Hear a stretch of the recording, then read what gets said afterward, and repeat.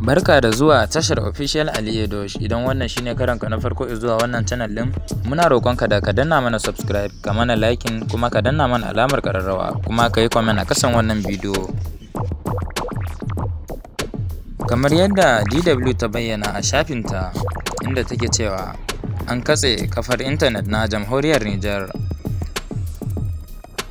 A Jamhuriyar Nijar, kwana guda bayan da hukumar zaɓe mai zaman kanta ta ƙasar wato CENI ta bayar da sakamakon wucin gadi na zaɓen shugaban ƙasa zagaye na biyu, hukumar ta ce kotun koli ce za ta bayar da sakamakon ƙarshe. Za dai iya cewa tuni ɓangaren ɗan takara Bazoum Mohamed, duk da cewa ba su samu damar walwala ba, sun nuna farin cikinsu, sai dai zanga-zanga ta ɓarke a Yamai, babban birnin ƙasar, tun daga yammacin talatar da ta gabata zuwa cikin daren Laraba, lamarin da ake gani ya sanya hukumomin ƙasar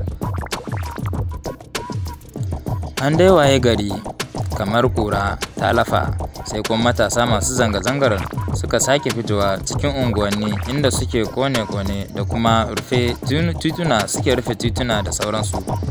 Tuni dai jami'an tsaro suka fito ko'ina domin dakile musu zanga-zangar ta hanyar harba musu barkonon tsohuwa da kuma kame waɗansu, sai dai wannan lamari na rashin intanet bai hana fitowar jama'a cikin unguwanni ba, inda suke iya yin kiran waya. Lamarin da ya fi shafar rayuwar matasa da suka daɗe da sabawa da shafukan intanet ɗin, inda ta nan ne suke dukkanin wata hulɓa da kuma bincike na karatu ga ɗaliban jami'o'i, da ma dai an yi hasashen samun rikicin bayan zaɓe. Muddin dai wani daga cikin ɓangarorin biyu na masu mulki ko adawa ya bayyana cewa ba a yi masa daidai. A halin yanzu dai za a iya cewa lamura na ƙara kamari, inda matasan da ke kone-kone ko toshe hanyoyi suke nuna ba su da alamar sassauci kan fushin da suke nunawa.